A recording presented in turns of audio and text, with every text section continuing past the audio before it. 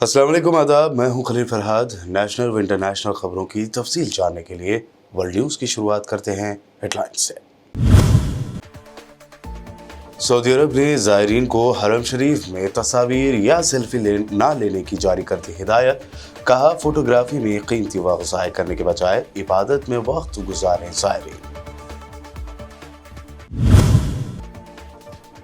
Hezbollah और al Qassam brigade ने Israeli फौजियों पर हमलों में लाई तेजी। अल-क़स्साम ब्रिगेड ने 3 इसराइली फौजियों को मार गिराया तो हिज़्बुल्लाह ने हमले में मुतअद्दिद सिहूनी फौजियों को हलाक करने का किया दावा।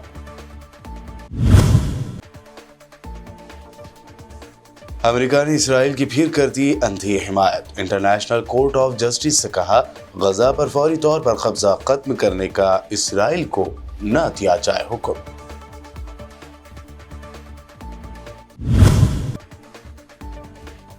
हरियाणा बॉर्डर पर किसानों की पुलिस के साथ झड़प, एक किसान की मौत। एहतजाज 2 दिन के लिए रोक दिया गया। ट्रेड यूनियंस ने कहा, मोदी सरकार का है ये रवैया जालिमाना।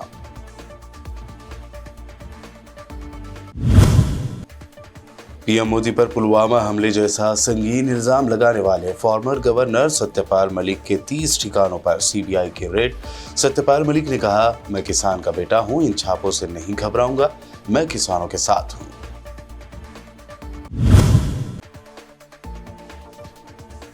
और किसान आंदोलन को असदुद्दीन ओवैसी ने किया सपोर्ट। मोदी सरकार से कहा, मान लें किसानों के मुतालबात। एहतजाजियों पर पैलेट गन के इस्तेमाल पर कहा, आप उन्हें अंधा कर देंगे। ये हेडलाइंस बढ़ते हैं खबरों की तफसील की जानिब। सऊदी वज़ारत हज ने ज़ायरीन को हरमैन शरीफैन, मस्जिदुल हराम और मस्जिद नबवी सल्लल्लाहु अलैहि वसल्लम में तस्वीर, फोटोग्राफी या सेल्फी लेने से गुरेज करने की हिदायत की है। इस हवाले से वज़ारत हज सऊदी अरब की जानिब से जारी बयान में कहा गया है कि ज़ायरीन हरमैन शरीफैन में तस्वीर या सेल्फी लेने से गुरेज करें और हरमैन शरीफैन के आदाब को मलहूज़ खातिर रखें। हिदायतनामे में कहा गया है कि तस्वीर या सेल्फी से दिगर ज़ायरीन को ज़हमत और परेशानी का सामना करना पड़ता है, इसलिए मस्जिदुल हरम, मस्जिद नबवी सल्लल्लाहु अलैहि वसल्लम में दाखिले के वक्त तस्वीर या सेल्फी लेने से गुरेज किया जाए। जबकि ज़ायरीन हरमैन में इन रास्तों पर भी डेरे ना डालें जो आमदोरफ्त के लिए मुख्तस है। वज़ारत हज का ये भी कहना है कि ज़ायरीन तवाफ़ और नमाज के दौरान फ़ोटोग्राफ़ी में दूसरों की प्राइवेसी का ख्याल करें। बेहतर यही है कि फ़ोटोग्राफ़ी या सेल्फ़ी में कीमती वक्त ज़ाय करने के बजाय ज़ायरीन एकसू होकर इबादत में ज़्यादा से ज़्यादा वक्त गुजारें। ईरान में किए गए गैस पाइपलाइन अटैक के लिए तेहरान हुकूमत ने इसराइल को जिम्मेदार ठहराया है। ईरानी वज़ीर पेट्रोल जवाद अवची ने कहा है कि गुज़िश्ता 14 फरवरी को हमारी कुदरती गैस पाइपलाइन में धमाका इसराइल ने करवाया था। ईरानी सरकारी टीवी की खबर के मुताबिक वज़ीर पेट्रोल ने तेहरान में कैबिनेट मीटिंग के बाद प्रेस को अपने बयान में इस बात का इंकिशाफ किया। ईरानी वज़ीर ने बताया कि इस हमले के बाद मुल्क में गैस की फराहमी तात्तुल का शिकार नहीं हुई, क्योंकि मुतल्लिक़ा इदारों ने बर वक्त मदाखलत करते हुए पाइपलाइन की मरम्मत कर दी थी। याद रहे कि 14 फरवरी को ईरान के सूबों चार महल, बख्तियारी और फारस में वाक़े गैस की पाइपलाइन में शदीद धमाके हुए थे। लेबनान की तंजीम हिज़्बुल्लाह ने शोमेरा और IOM में इसराइली फ़ौजियों के इज्तिमा पर शदीद हमला करने का दावा किया है। 21 फरवरी बुध के रोज़ हिज़्बुल्लाह ने एक बयान जारी किया कि इसराइली जंगी तैयारों के ज़रिए साउथ लेबनान पर बमबारी के जवाब में सिहूनी अफवाज के इज्तिमा की 2 जगहों को निशाना बनाया गया। फारस न्यूज़ एजेंसी के मुताबिक हिज़्बुल्लाह ने ऐलान किया कि यह हमले गज़ा पट्टी में साबित कदम फ़लस्तीनी अवाम की हिमायत, उनकी बहादुर और बावक़ार मज़ाहमत की हिमायत और साउथ लेबनान के देहातों और शहरियों के घरों पर इसराइल के हमलों के जवाब में किए गए हैं। हिज़्बुल्लाह के इस शदीद हमले में मुतअद्दिद इसराइली फ़ौजियों की हलाकत का दावा किया जा रहा है, ताहम इसराइल की जानिब से अभी तक इसकी तस्दीक नहीं की गई है।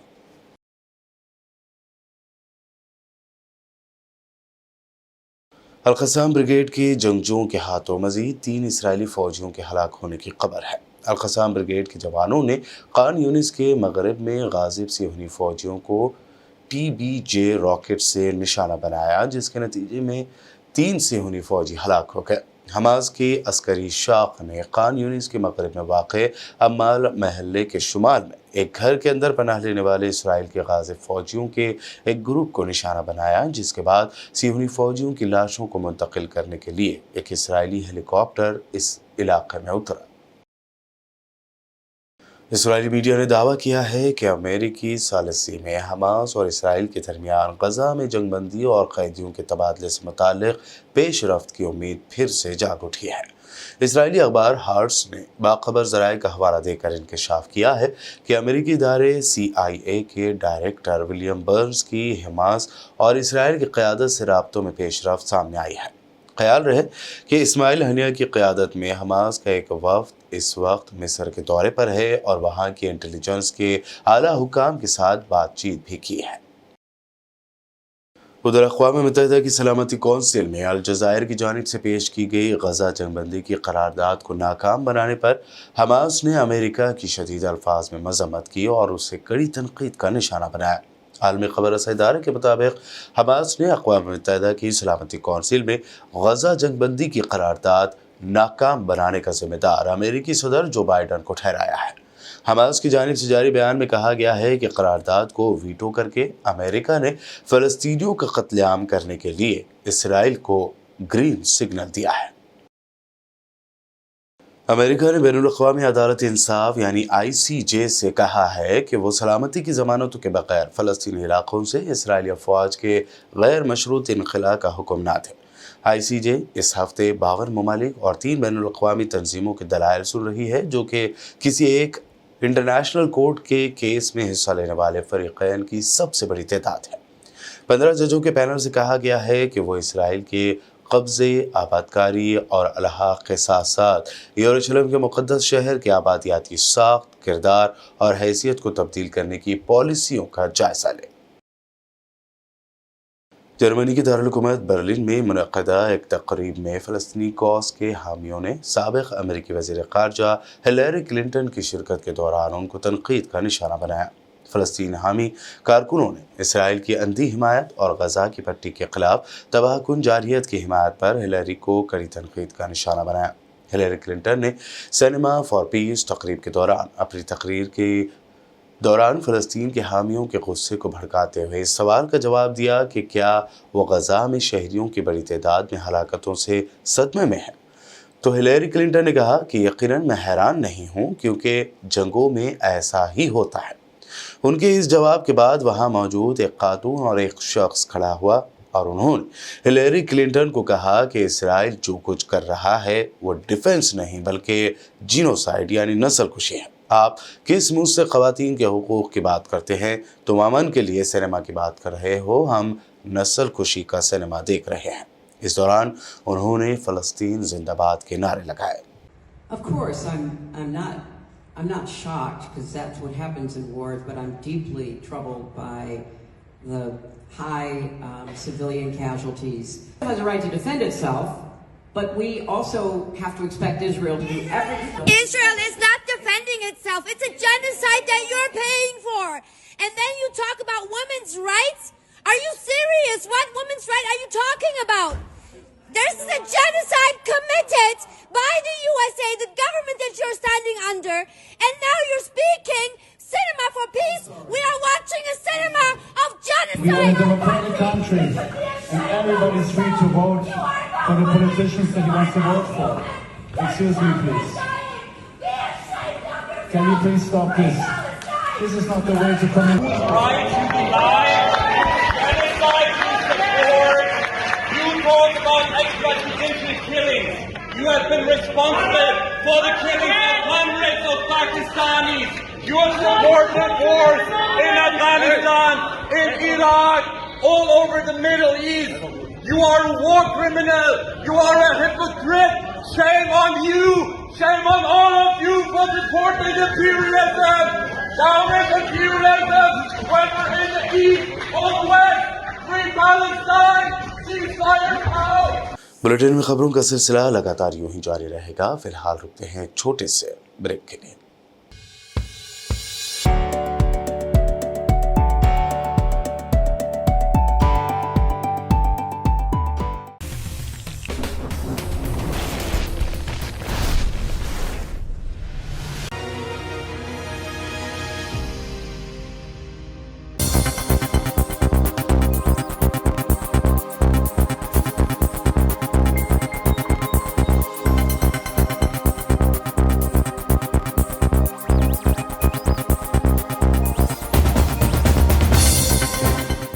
ब्रेक के बाद आगे बढ़ते हैं और अब देखते हैं अहम नेशनल न्यूज़।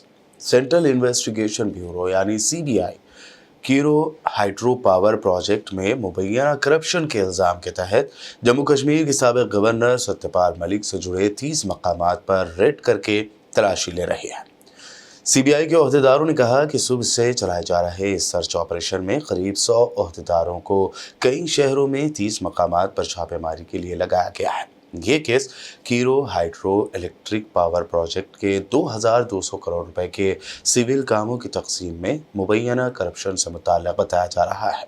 काबिल ज़िक्र है कि सत्यपाल मलिक ने PM मोदी और BJP पर पुलवामा अटैक का जिम्मेदार होने की बात करते हुए मुल्क भर में हलचल मचा दी थी। इस दरमियान CBI की रेड पर सत्यपाल मलिक ने अपने X अकाउंट से ट्वीट करते हुए लिखा कि गुज़िश्ता 3-4 दिनों से मैं बीमार हूं और अस्पताल में एडमिट हूं। इसके बावजूद मेरे मकान में तानाशाह की जानिब से सरकारी एजेंसियों से छापे डलवाए जा रहे हैं। मेरे ड्राइवर, मेरे असिस्टेंट के ऊपर भी छापे मारकर उनको बेवजह परेशान किया जा रहा है। मैं किसान का बेटा हूँ, इन छापों से घबराऊंगा नहीं, मैं किसानों के साथ हूँ।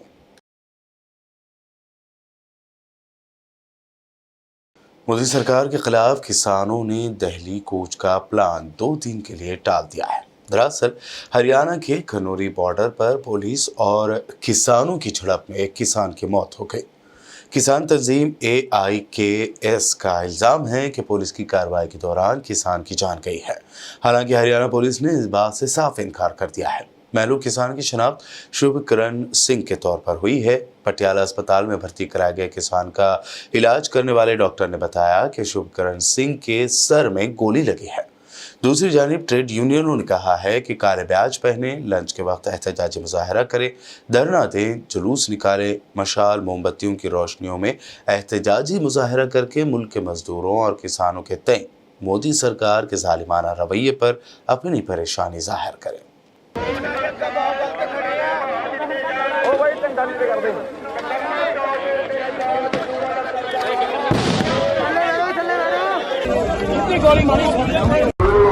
बहुत दुख के साथ हमारे को ये बताना पड़ रहा है सारे देश के किसानों और लोगों को कि हमारे पंजाब का एक नौजवान 22-23 साल का किसान शुभकरण सिंह जो बठिंडा जिले का रहने वाला था, आज खनौरी बॉर्डर पंजाब के ऊपर हरियाणा पुलिस ने उसको गोली मार करके उसकी हत्या कर दी। और उस वक्त गोलियां चला रहे हैं, टेयर गैस शेल्स छोड़ रहे हैं, रबर बुलेट्स मार रहे हैं, जब वो बिल्कुल निहत्थे हैं और शांतमयी तरीके से पिछले 13 फरवरी से शंभू और खनौरी बॉर्डर के ऊपर बैठे हैं। लेकिन हमारे देश की सरकार, हमारे प्राइम मिनिस्टर साहब मोदी साहब बिल्कुल चुप बैठे हैं। उनके ऊपर उल्टा एक बैरिकेडिंग करके एक अलग बॉर्डर बना के अपने ही देश के किसानों को दिल्ली की तरफ आने से जो रोका जा रहा है, ये बहुत बुरी बात। और इससे पहले हरियाणा पुलिस ने पंजाब की टेरिटरी के अंदर घुस के ड्रोन्स के जरिए हमारे 200-250 किसानों को बहुत बुरी तरह से इंजर किया है। बहुत ज्यादा उनके चोटें लगी हैं, उनकी मेडिकल रिपोर्ट्स हैं, लेकिन कोई कार्रवाई नहीं हो रही। और वो क्या मांग रहे हैं? वो इस देश के अन्नदाता के लिए, किसान खेत मजदूर के लिए वाजिब MSP के कानून मांग रहे हैं। वो कोई इस तरह की बात कोई कर नहीं रहे जिससे किसी तरह का भी तनाव या खराबी। और पिछले 1.25 साल के आंदोलन में हमारे किसानों ने दिल्ली में बैठ करके ये बता दिया कि ये मुकम्मल, they are absolutely non violent. अब वायलेंस कौन कर रहा है? वो हरियाणा की पुलिस वहां से हमारे किसानों के ऊपर जो अत्याचार कर रही है। आज उस जो नौजवान मरा है, हमारी मांग है कि प्राइम मिनिस्टर साहब आप उनको खुद इंटरफेयर करना चाहिए। जो गिल्टी पुलिस ऑफिसर्स हैं उनके खिलाफ 302 का मुकदमा होना चाहिए। जो 200-250 किसान इंजर किए उनके खिलाफ गिल्टी पुलिस ऑफिसर्स के खिलाफ कार्रवाई होनी चाहिए। और ये किसानों को पीसफुल तरीके से दिल्ली में कोई जगह एलोकेट कर दे, वहां पर बैठ करके वो अपनी बात कहेंगे। और MSP जो एक लीगल गारंटी प्रॉमिस किया था बीजेपी ने पिछली बार, और जो इनका कर्जे की बात है, एक तरफ आप 15 लाख करोड़ रुपया कॉर्पोरेट का तो माफ कर रहे हैं, लेकिन इन गरीब किसानों का, जो करोड़ों किसान के परिवार हैं, उनका किसी ने कर्जे की बात नहीं सुनी। याद रहे कि यही किसान जो हैं, इनके ही बच्चे बॉर्डर्स के ऊपर चाइना के खिलाफ, पाकिस्तान के खिलाफ लड़ते हैं, मरते हैं। मैंने कभी नहीं देखा कि किसी बीजेपी का लीडर इस देश के लिए लड़ता हुआ उसकी कोई शहादत हुई हो। तो उम्मीद करते हैं कि प्राइम मिनिस्टर साहब खुद इस बार उठेंगे, हमारे किसानों के साथ बात करेंगे, क्योंकि हमारे किसान बिल्कुल जैसे बोल रहा हूं कि निहत्ते वहां पर इस मौसम में सड़कों के ऊपर पिछले 7 दिन से बैठे हों और अपनी जायज और लेजिटिमेट जो उनकी डिमांड्स हैं उसको पूरा करवाने के लिए आंदोलन कर रहे हैं। उनके खिलाफ इस तरह का अत्याचार करेंगे तो ये समझ लेना कि उस भगवान और इंसानियत के खिलाफ आप अत्याचार कर रहे हैं। मजलिस इत्तेहादुल मुस्लिमीन के सदर और हैदराबाद रुकन पार्लियामेंट असदुद्दीन ओवैसी ने किसान आंदोलन को लेकर बड़ा बयान दिया है। एहतजाजी किसानों की हिमायत करते हुए असदुद्दीन ओवैसी ने उनके मुतालबात को जायज़ ठहराया और मोदी सरकार से उनके मुतालबात पर ध्यान देने को कहा है। असदुद्दीन ओवैसी ने कहा कि किसानों की MSP पर कानून बनाने की मांग मुनासिब है और इस पर कानून बनना चाहिए। उन्होंने स्वामीनाथन कमीशन की सिफारिशों को भी लागू करने की वकालत की। असदुद्दीन ओवैसी ने किसानों की एक और मांग की हिमायत करते हुए कहा कि किसानों पर दर्ज किए गए केसेस को वापस लेना चाहिए। इसमें कोई भी बड़ी बात नहीं है। मुझे समझ नहीं आ रहा है कि मोदी सरकार इसे इतना बड़ा इशू क्यों बना रही है। इस दौरान उन्होंने किसानों को दिल्ली जाने से रोकने के लिए किए गए इंतजामात और उन पर पैलेट गन के इस्तेमाल की भी शदीद मुखालफत की। असदुद्दीन ओवैसी ने कहा कि किसानों पर पैलेट गन का इस्तेमाल क्यों हो रहा है। इस तरह आप इसका इस्तेमाल करके उन्हें अंधा कर देंगे। ये लोग किसान हैं जो हर किसी को खाना खिलाते हैं।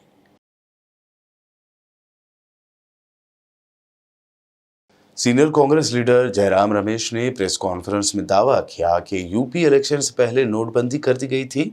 मोदी सरकार चाहती थी कि पार्टियां इलेक्शन न लड़ पाएं। ठीक उसी तरह 2024 लोकसभा इलेक्शन से पहले अपोजिशन पार्टियों पर टैक्स हमला किया गया है कि उत्तर प्रदेश के विधानसभा चुनाव के ठीक 1.5 महीने पहले नोटबंदी की घोषणा की गई थी।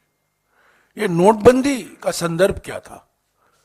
नोटबंदी का संदर्भ यही था कि बीजेपी भोकलाई हुई थी उत्तर प्रदेश में, घबराई हुई थी कि समाजवादी पार्टी, बसपा, कांग्रेस सभी पार्टियों को जो जनादेश मिलने की जो गुंजाइश थी उसको हटाने के लिए प्रधानमंत्री ने अचानक 8 नवंबर 2016 को नोटबंदी की घोषणा की। और नोटबंदी का एक ही मकसद था कि सारी पार्टियों को उत्तर प्रदेश के विधानसभा चुनाव न लड़ने आ जाए। और ऐसे ही 2024 के लोकसभा चुनाव के पहले प्रमुख विपक्ष पार्टी के खिलाफ यह कर आतंकवादी हमला हुआ है। इसका एक ही मकसद है, आर्थिक रूप से कांग्रेस पार्टी को अपंग बनाना, ताकि हम चुनाव नहीं लड़ पाए। आपने कल पढ़ा होगा कि मोदी सरकार ने 30 निजी कंपनियों के खिलाफ ईडी और इनकम टैक्स छोड़ा। और ये कंपनियां जिनके खिलाफ ये जांच हो रही थी, इन्होंने तब उचित समझा कि हम चंदा दें बीजेपी पार्टी को। और बीजेपी पार्टी ने 330 करोड़ रुपया कमाया चंदा के रूप में इन 30 कंपनियों से। ईडी और सीबीआई और इनकम टैक्स छोड़ो कंपनियों के पीछे, धमकी दो और चंदा वसूल करो। ये एक दूसरा तरीका है। पहला तरीका कांग्रेस पार्टी को अपंग बनाओ, प्रमुख विपक्ष पार्टी को अपंग बनाओ। और दूसरा तरीका है निजी कंपनियों के पीछे ईडी छोड़ो, इनकम टैक्स छोड़ो, सीबीआई छोड़ो और वो अपने आप पटरी पर आ जाएंगे। ये 30 कंपनियों ने 335 करोड़ रुपया चंदा दिया है पिछले 2-3 सालों में। और ये इलेक्शन कमीशन के वेबसाइट पर है, कंपनियों के नाम है। ये इलेक्टोरल बॉन्ड नहीं है, ये कंपनियों के नाम भी हैं। इसके बारे में हम अलग से बात करेंगे कल। पर आज हम यही कहना चाहते थे कि हमारे लोकतंत्र के आज के प्रमुख विपक्ष पार्टी के खिलाफ जो कर आतंकवादी हमले हो रहे हैं, ये हम न्यायालय के दरवाजे खटखटाएंगे। टैक्स ट्राइब्यूनल में आज हमारी सुनवाई हो रही है, जनता के बीच में जाएंगे। पर यह बिल्कुल साफ है कि भारतीय जनता पार्टी भारत जोड़ो न्याय यात्रा से भोकलाई हुई है, घबराई हुई है, बेरोजगारी से घबराई हुई है, किसान आंदोलन से घबराई हुई है। और इसलिए आज आप देख रहे हैं कांग्रेस पार्टी के खिलाफ उत्पीड़न की राजनीति, प्रतिशोध की राजनीति का एक इन्फोर्समेंट डायरेक्टोरेट की जानिब से दिल्ली के सीएम केजरीवाल को 7वां समन भेजा गया है, जिसे आम आदमी पार्टी ने गैर कानूनी बताया है। प्रेस कॉन्फ्रेंस में आप लीडर आतिशी ने कहा कि यह समन सिर्फ अरविंद केजरीवाल को डराने का तरीका है।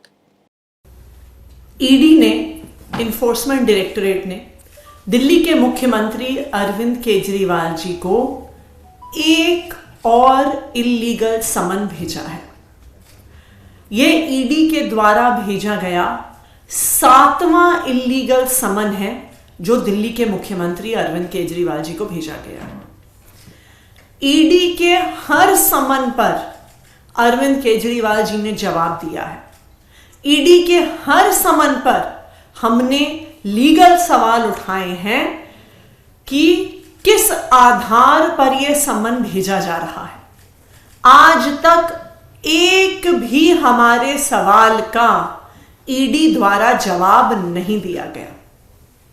फिर ईडी ने क्या किया? नॉन अपीयरेंस ऑन समन्स पर ईडी खुद दिल्ली के मुख्यमंत्री अरविंद केजरीवाल जी को कोर्ट लेके गई।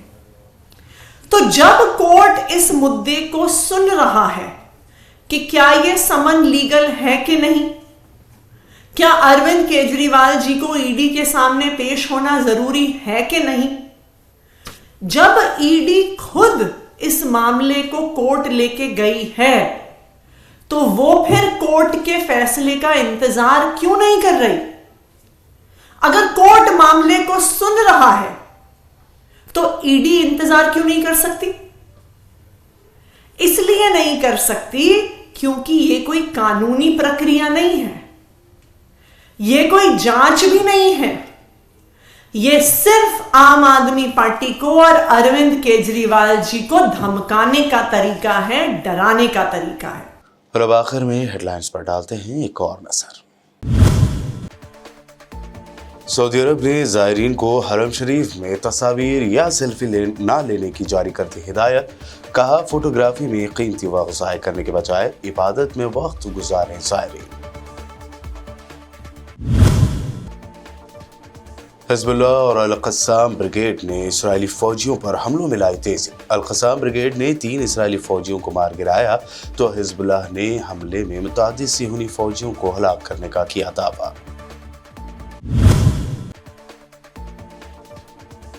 अमेरिका ने इसराइल की फिर कर दी अंधी हिमायत। इंटरनेशनल कोर्ट ऑफ जस्टिस से कहा, गजा पर फौरी तौर पर कब्जा खत्म करने का इसराइल को न दिया जाए हुक्म।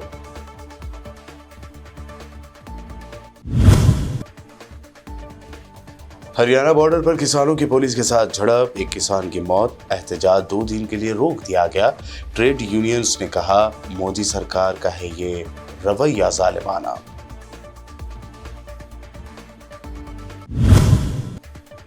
पीएम मोदी पर पुलवामा हमले जैसा संगीन इल्जाम लगाने वाले फॉर्मर गवर्नर सत्यपाल मलिक के 30 ठिकानों पर सीबीआई की रेड। सत्यपाल मलिक ने कहा, मैं किसान का बेटा हूं, इन छापों से नहीं घबराऊंगा, मैं किसानों के साथ हूं।